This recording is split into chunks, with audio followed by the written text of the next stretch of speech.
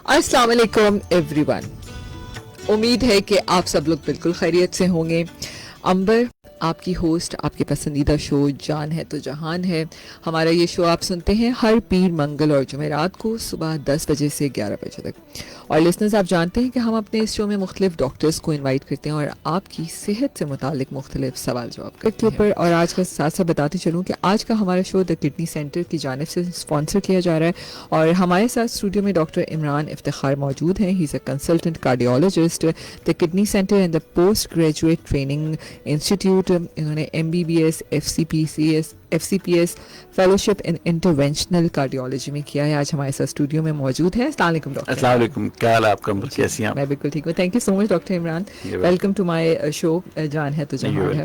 हमने आज शो से पहले ही इतनी ज़बरदस्त बातें कर ली हैं, मैं सोच रहा हूँ इस 1 घंटे में और मज़ीद ज़बरदस्त बातें होने वाली। सितंबर आज हार्ट डे, मैं चाहूँगी इसके बारे में क्या इस वक्त फिगर्स हैं पूरी दुनिया में, स्पेशली पाकिस्तान में, आप क्या समझ रहे हैं? दिल की बीमारियाँ कैसे आप देख रहे हैं? आप देखें, पाकिस्तान के अंदर जो सबसे बड़ा अमवात की जो शरह है वो दिल की बीमारियों की वजह से है।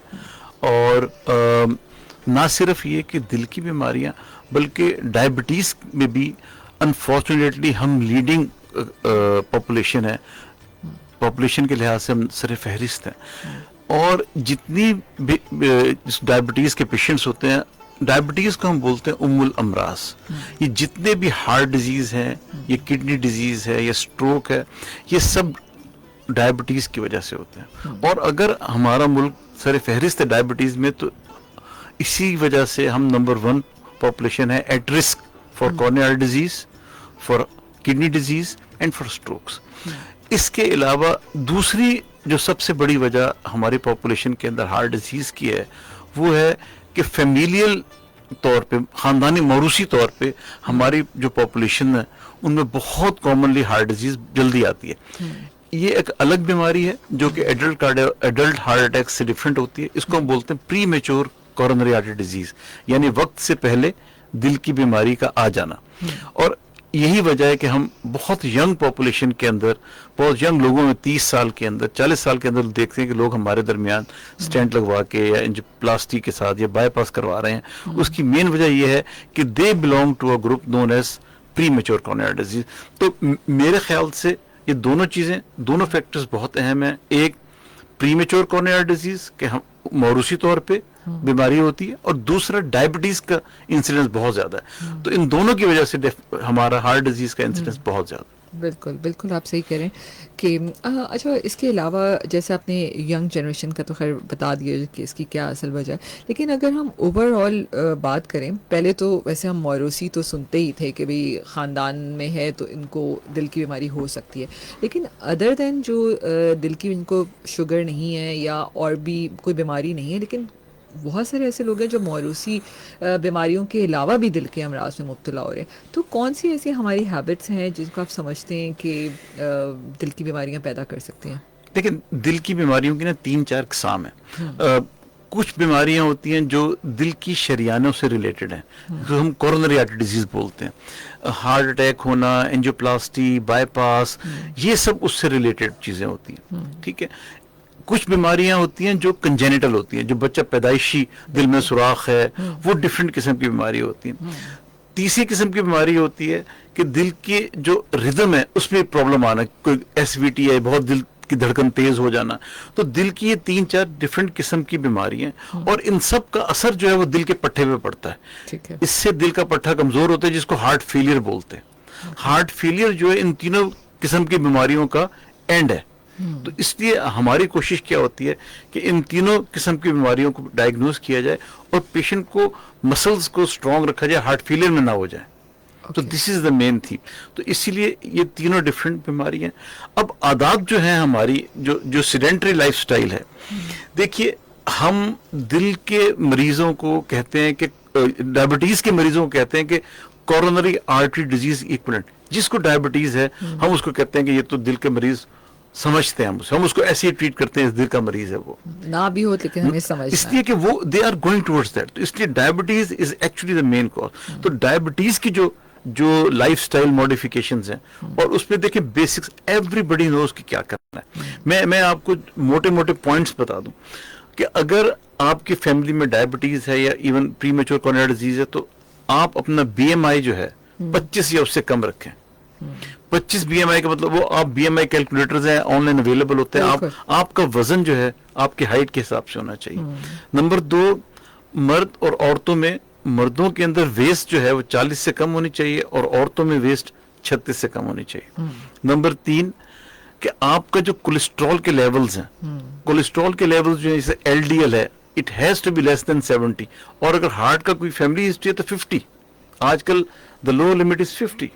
اور ایچ ڈی ایل جو ہے وہ 40 سے اوپر ہونا چاہیے. کولیسٹرول کا لیول یا ٹرائیگلیسرائڈ کا لیول 150 سے کم ہونا چاہیے. اس کے علاوہ روز 40 یا 45 منٹ کی واک, برسک واک کریں. اور زیادہ نہیں, 30 نہیں کر سکتے. دیکھیے جو گائیڈ لائنز ہیں وہ یہ کہتی ہیں کہ 200 منٹ پر ہفتہ. تو آپ 35 منٹ کر کے 6 دن کر لیں, آپ 40 منٹ کر کے 5 دن کر لیں, تو 200 منٹس پر week is actually the limit جو کہ اے ایچ اے کی طرف سے ریکمینڈڈ ہوتی ہے. تو یہ لائف سٹائل. اس کے علاوہ پھر ہمارا کھانے پینے کا لائف سٹائل جو ہے, جتنا ہم کھاتے ہیں اگر ہم اتنی ایکسرسائز کر لیں تو اٹ ول نلیفائی. تو یہ سب چیزیں اگر آپ مینٹین کر لیں گے تو آئی تھنک یہ سب چیزوں کو ٹیک کیئر کرے گا, ڈائبٹیز کو, کورونری آرٹری ڈیزیز کو, اور جو موروثی طور پہ دل کے مریض ہیں ان کو بھی کریں گے. اور میں تھوڑا سا ایک وہ تھوڑی سی بات, ذرا ہم بیماریوں والی تو کر رہے ہیں, ایک تھوڑی سی دل کی بات کرتے ہیں. تو آپ کو پتہ ہے کہ دل کا دھڑکنا تو ہے بہت, دل ویسے بھی بڑا انوالو ہوتا ہے, بڑی اچھی اچھی شاعری بھی ہے اس کے اوپر نا. دل دھڑکنے کا سبب یاد آیا, وہ تیری یاد تھی اب یاد آیا. بالکل. اور نا ایک اور بڑا مزیدار ایک جگہ کسی نے لکھا کہ ہسپتال میں سرجری یونٹ کے باہر لکھا ہوا تھا کہ اگر یہ دل کھول دیتے یاروں کے سامنے تو آج نہ کھولنا پڑتا اوزاروں کے ساتھ. اگر وہ ڈاکٹری دوست ہو پھر تو زبردستی کھولنا پڑے گا. لیکن اپنی وہ کہتے ہیں نا, اپنے دل میں رکھی ہوئی بہت باتیں نہ رکھا کریں, شیئر بھی کر لینی چاہیے نا, دل ہلکا ہو جاتا ہے. اچھا ڈاکٹر صاحب, گردے آپ کڈنی سینٹر میں کام کرتے ہیں اور یقیناً گردے کے امراض کے سارے مریض وہیں جا رہے ہوتے ہیں, تو ان کو بھی کیا دل کی بیماریاں ہو سکتی ہیں؟ دیکھیے دل کی بیماری بہت کامنلی گردے کے مریضوں میں پائی جاتی ہے. اگر آپ 3 گردوں کے مریض لیں گے ان میں سے 2 کو دل کا مسئلہ ہوگا. 72% انسیڈنٹ ہے.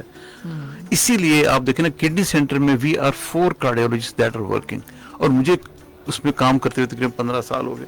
تو کڈنی ڈیزیز کا بالکل چوری دامن کا ساتھ ہے ہارٹ کے ساتھ. اور پرابلم یہ ہوتا ہے کہ جو کڈنی ڈیزیز کے پیشنٹس ہوتے ہیں, جو ڈائلسس کے اوپر ہوتے ہیں, کافی دفعہ ان کو جو ہارٹ اٹیکس ہیں ان کو پتہ نہیں چلتا, سائلنٹ ہارٹ اٹیکس ہوتے ہیں, کیونکہ عموماً most of them are diabetics as well. تو جو سائلنٹ ہارٹ اٹیکس ہیں اس کے لیے اب ہمیں ان کو اسکرین کرنا پڑتا ہے. تو as a rule every dialysis patient has to have an echocardiogram. ہر ڈائلسس والے مریض کا ہر سال ایک ایکوکارڈیوگرام ہوتا ہے یہ دیکھنے کے لیے کہ اس کے دل کی حالت کیسی ہے, اور ہم اسے مس نہ کر دیں. اس کے علاوہ ذرا سا بھی کوئی سمٹم ہوتا ہے کسی پیشنٹ کو ڈائلسس کے دوران, یہ وہ, کیونکہ دیکھیے جو ڈائلسس کا مریض ہوتا ہے نا, ڈائلسس اس کے لیے لائف لائن ہے. اگر دل اس کا کمزور ہو جائے گا تو اس کی ڈائلسس پہ افیکٹ آئے گا. جی, یعنی کہ کئی دفعہ اگر دل بہت کمزور ہو تو ڈائلسس پورا نہیں ہو سکتا. تو ان پیشنٹس کے لیے ہارٹ ہیلتھ بہت امپورٹنٹ ہے. اسی لیے کڈنی سینٹر کے اندر دیکھیے ہمارے پاس آپ یقین کریں کہ ای سی جی سے لے کے کورونری سی ٹی اینجیو تک تمام نان انویسو کارڈیولوجی کا سیٹ اپ موجود ہے. اور وہ ہم اس لیے سارے مریضوں کو ہم اسکرین کرتے ہیں, ٹریٹ کرتے ہیں ادھر وہیں بیٹھ کے. اچھا ایک اور چیز بتائیں ڈاکٹر عمران, کہ اگر کسی کو گردے کے امراض ہیں, ٹھیک ہے, اگر اس کو ہارٹ اٹیک یا کوئی ایسا پرابلم آتا ہے تو لوگ تو سب سے پہلے یہی ریفر کرتے ہیں کہ جی آپ کارڈیو چلے جائیں, این آئی سی وی ڈی چلے جائیں, یا آپ مطلب لوگ تو دل کے ہاسپٹل میں زیادہ بھاگتے ہیں جو گردے کے امراض کے لوگ ہیں. بہت اچھا سوال. ایکچولی میں آنیسٹلی آپ کو بتاؤں, وہ گردے کے مریض جن کو دل کا اٹیک ہو جائے وہ they are the neglected patients. ان کو بہت سارے ہسپتال ٹریٹمنٹ کے لیے انڈکٹ نہیں کرتے انفارچونیٹلی. اس کی وجہ کیا ہے کہ اب جیسے کڈنی سینٹر ہے, ہم ایک پورا ڈیڈیکیٹڈ ہارٹ کا کوشش کریں, مگر ہم پورا ہمارے پاس کیتھ لیب وغیرہ نہیں. اسی طرح ایس آئی یو ٹی ہے, وہ سب سے بڑا ہاسپٹل ہے, اس میں بھی کیتھ لیب ایڈلٹس کے لیے نہیں ہے. تو اگر کوئی ہارٹ اٹیک کے ساتھ مریض آتا ہے کڈنی سینٹر میں یا ایس آئی یو ٹی کے اندر, وہ ان کو ریفر کر دیتے ہیں NICBD کارڈیو یا کہیں بھی. تو جب وہ وہاں پہنچتے ہیں تو وہ چونکہ hospitals they are dedicated for heart, تو وہ ان کو واپس ریورٹ بیک کر دیتے ہیں کڈنی سینٹر یا SIOT. اور اس کے بعد پھر کیا ہوتا ہے, وہ مریض اس طرح پنگ پونگ بن جاتا ہے and they end up in Jinnah hospital. وہ جب دونوں ٹریٹنگ, تو یہ patients they are the most neglected patients, اور کئی دفعہ یہ دے لوز دیئر مائیکارڈیم, ان کے دل کے پٹھے کمزور ہو جاتے ہیں اسی چکر کے اندر. کئیوں کو ہارٹ اٹیک ہوا ہوتا ہے. ایک تو دیکھیے کہ جو بندہ ڈائلسس کے اوپر ہے اس کے فائنینشیل پرابلمس ہوں گے, ہر ہفتے اس بیچارے نے 3 ڈائلسس کرانی ہے, 2. اس کے علاوہ پھر آنا جانا لے جانا, لوگ بہت کم خیال رکھتے ہیں اپنے, جو غریب تو بیچارہ رول جاتا ہے. اگر اس کو on top of that heart disease بھی ہو تو اس کا کوئی جگہ نہیں ہے جانے کی. دیٹ از اے تھنگ جو کہ بڑی امپورٹنٹ ہے. کچھ ہاسپٹلز ہیں جہاں سارے علاج ہوتے ہیں, جیسے آغا خان ہے, لیاقت نیشنل ہے, NMC ہے, but most of them are like private hospitals. ٹھیک ہے, اس میں سرکاری ہاسپٹل میں جب پھر جگہ نہیں ہوتی, سول میں اب چلے جائیں تو وہ کڈنی کے پیشنٹ جن کو ہارٹ کا ڈیزیز ہے وہ بہت بیچارے they are in problem honestly.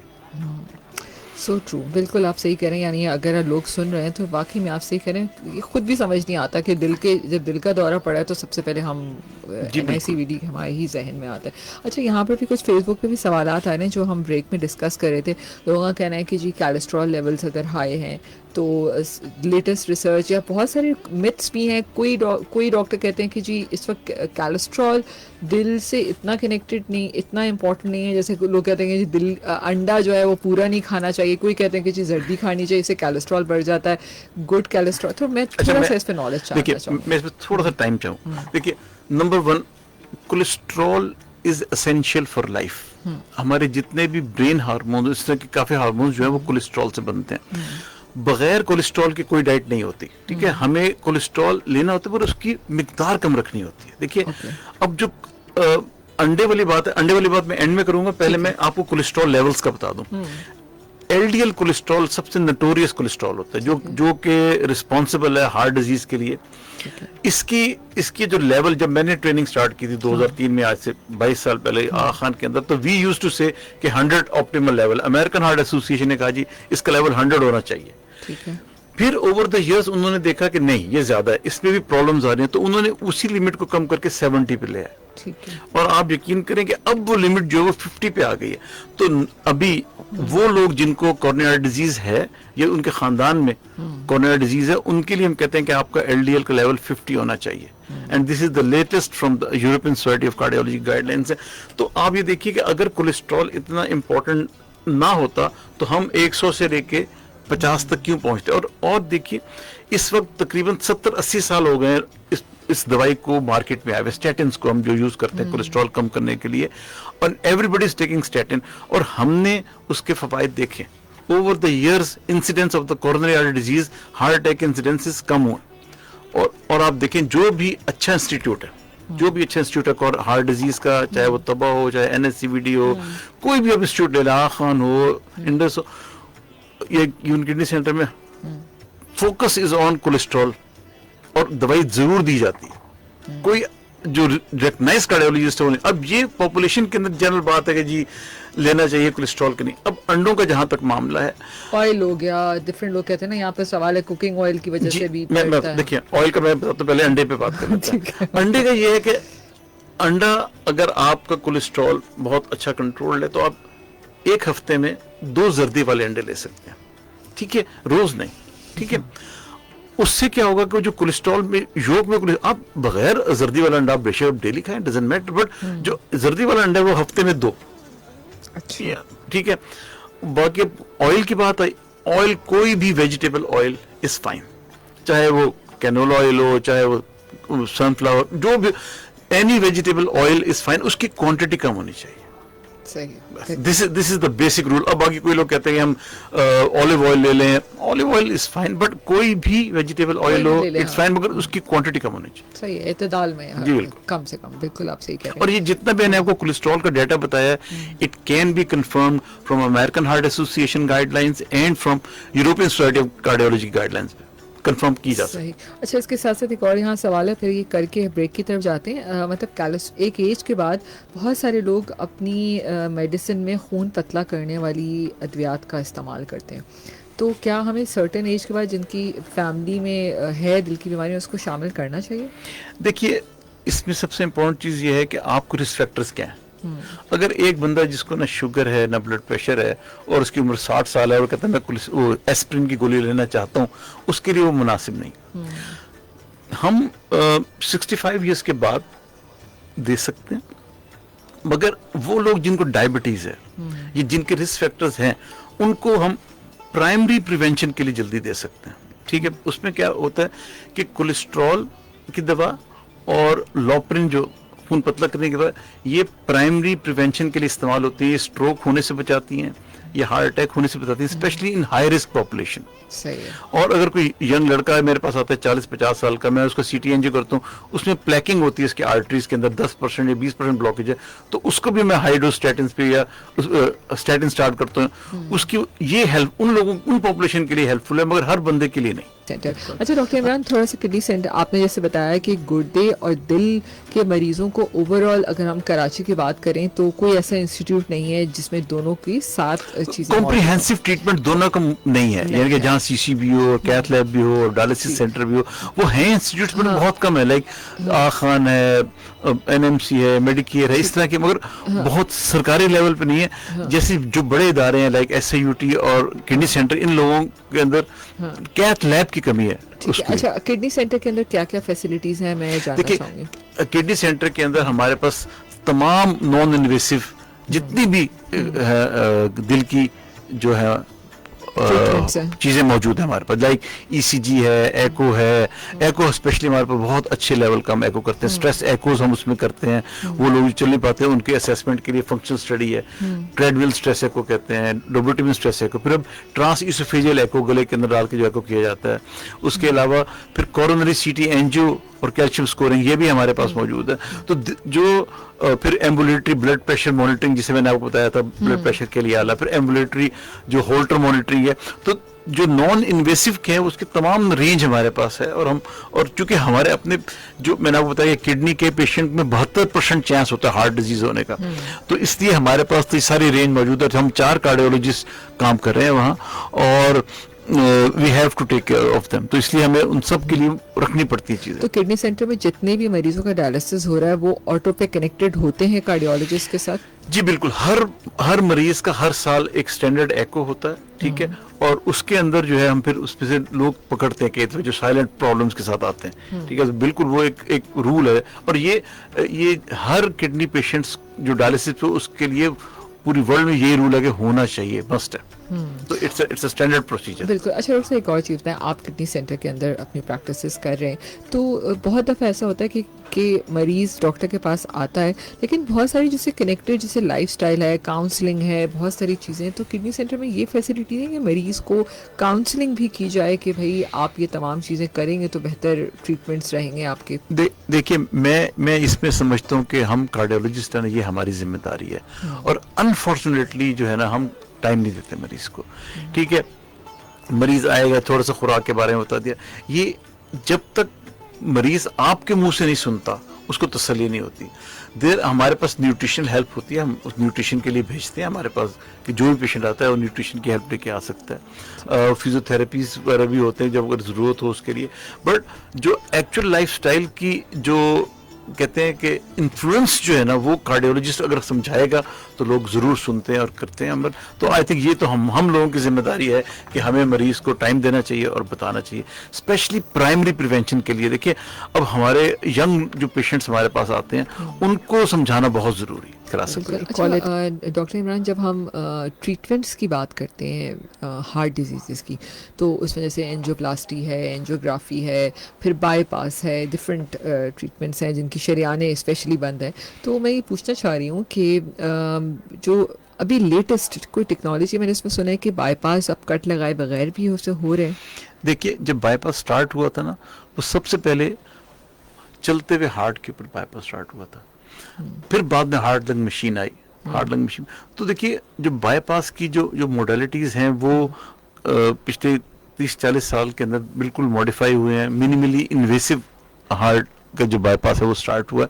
تو یہ ٹیکنالوجیز آتی رہتی ہیں اور اللہ کا شکر ہے پاکستان کے اندر بھی کافی اچھے سینٹرز میں یہ سب چیزیں مہیا ہو رہی ہیں. تو آئی تھنک تو یہ تو اوور دا ایئر اب دیکھیں اینجیوگرافی اینجیوپلاسٹی نے بہت زیادہ شیئر لے لیا مارکیٹ کا. پہلے جو لوگ بائی پاس کرایا کرتے تھے اب وہ جو ہے نا زیادہ تر اینجیوگرافی اور اینجیوپلاسٹی کو پریفر کرتے ہیں. تو یہ جو اسپیشلی اینجیوپلاسٹی والا جو طریقہ ہے نا یہ تو بہت کامنلی اویلیبل ہے اور ہمارے سرکاری ہاسپٹلس کے اندر فریلی کیا جا رہا ہے. It's a very very good practice. مگر یہ ہے کہ بائی پاس بھی ماڈیفائی ہوا ہے اوور دا ایئرس. سینٹر میں بھی ہوتا ہے اینجیوپلاسٹی وغیرہ؟ کڈنی سینٹر میں چونکہ ہمارے پاس انویسو کیتھ لیب نہیں ہے تو اس میں وہ ابھی سہولت موجود نہیں مگر ہمارے پلان میں انشاءاللہ ہے. ٹھیک ہے بالکل صحیح ہے. اوکے تو بس بالکل صحیح کہہ رہے ہیں آپ کیونکہ بہت سارے لوگ اس وقت ذرا یہ بھی ہوتا ہے کہ بائی پاس سے گھبراتے ہیں. بائی پاس کس پوائنٹ پہ آ کے کیا جاتا ہے جب بالکل چاروں اسٹنٹ سے ناکام؟ دونوں کی دیکھیں دونوں کے پروز اینڈ کونز ہیں. ٹھیک ہے بائی پاس جو ہے عموماً ان لوگوں میں کیا جاتا ہے جن کے اندر اینجیوپلاسٹی پاسبل نہیں ہوتی اور پاسبل نہ ہونے کی وجہ یہ ہے کہ تینوں شریانوں میں بلاکیجز ہوں یا مین آپ کی جو شریان ہے اس میں بلاکیج ہو یا لمبے لمبے لیجنز ہو جہاں زیادہ اسٹینٹ لگنے. جتنے زیادہ اسٹینٹ لگیں گے اتنا زیادہ چانس ہوتا ہے بار بار ہاسپٹل آنے کا. بائی پاس کا یہ فائدہ ہوتا ہے کہ اگر آپ نے بائی پاس کرا لیا تو 10-12 سال تک آپ کو پرابلم نہیں ہوگا, آپ اپنی نارمل لائف سٹائل میں رہیں گے. مگر اینجیوپلاسٹی اگر 2-3 شریانوں کی آپ کی ہو تو پھر آپ کو ہر تھوڑے دنوں میں اینجیوگرافی بھی کرانی پڑ سکتی ہے, کئی دفعہ دوبارہ اسٹینٹ ڈلوانا پڑ سکتا ہے. تو وہ ایک مسلسل چیز ہوتی ہے جو ساتھ ساتھ چلتی ہے جو کہ فائنینشلی بھی جو کہ ایک برڈن ہوتا ہے. تو ان دونوں طریقہ علاج کے اندر فرق ہے. عموماً اینجیوپلاسٹی ان لوگوں میں کی جانی چاہیے جن کے اندر 1 یا 2 شریانوں کے اندر فوکل سالگینو اسٹینٹ سے بہتر ہو جائے. اور اگر زیادہ تینوں شریانوں میں پرابلم ہو یا جن کو شوگر ہو اور تینوں شریانوں میں پرابلم ہو ان کے لیے بائی پاس زیادہ بہتر ہے. صحیح. اچھا ڈاکٹر صاحب یہ بتائے گا جیسے بہت سارے ایسے کیسز جو ایک سوال یہاں پر آیا کہ رات کو یوزلی عموماً لوگوں کو جب ہارٹ اٹیک یا ہارٹ فیل ہوتا ہے تو بہت ساری ایسی ڈیتھس بھی دیکھی گئی ہیں کہ رات کو تو بالکل صحت مند تھے, صحیح طریقے سے سوئے اور صبح اٹھے تو ہارٹ فیل ہو چکا تھا. تو اس کی کیا یہ بھی اسی دل کی بیماریوں میں ہی یہ پوائنٹ آ سکتا ہے؟ دیکھیں جب ہارٹ اٹیک ہوتا ہے دل کی شریان بند ہوتی ہے تو دل کا پٹھا جو ہے نا اس کی کنٹریکشن افیکٹ ہوتی ہے. تو اس میں کئی دفعہ میں نے آپ کو بتایا تھا نا کہ دل کی جو الیکٹریکل ایب نارملٹیز ہے اس کو ہم بولتے ہیں ایریدمیاز کے. ہارٹ ایک دم 350 کی سپیڈ پہ چلا گیا اس کو بولتے ہیں ایٹ وینٹیکولر فبریلیشن یا وینٹیکولر ٹیکیکارڈیا. اس سے سڈن کارڈیک ڈیتھ ہوتی ہے. اور یہ وہ لوگ جو جن کو ہارٹ اٹیک ہوتا ہے ان میں سے 40 سے 50% لوگوں کے اندر پاسبل ہوتی ہے. تو عموماً وہ لوگ جن کو سوتے میں ہارٹ اٹیک ہوا عموماً ان کو ایریدمیاز کی وجہ سے ڈیتھ ہوتی ہے. اور اس کے لیے ہمارے پاس کچھ منٹ ہی ہوتے ہیں, اگر وہ اس میں بچ جائے تو بچ جائے, نہیں تو مریض 5-10 منٹ سے زیادہ.